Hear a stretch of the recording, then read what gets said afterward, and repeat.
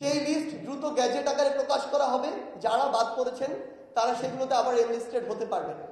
আপনাদের প্রতি এত লজ্জা, এত ঘৃণা, এগুলো নিয়ে যখন ওই পোশাক পরে সামনে আসতো আপনাদের অনেকে বিব্রত হয়, তখন আপনাদেরই অনেকে এই অপকর্মগুলোর সাথে আবারও দিনে দিনে জড়িয়ে যাচ্ছে। আমরা আমাদের শহীদ পরিবারের মা, বাবা, ভাই বোনদের শুধু একটি কথা বলতে চাই। এই জুলাই শহীদ স্মৃতি ফাউন্ডেশন অল্প কয়েকদিন আগে ছোট্ট 2টা রুম নিয়ে তার কার্যক্রম শুরু করেছে।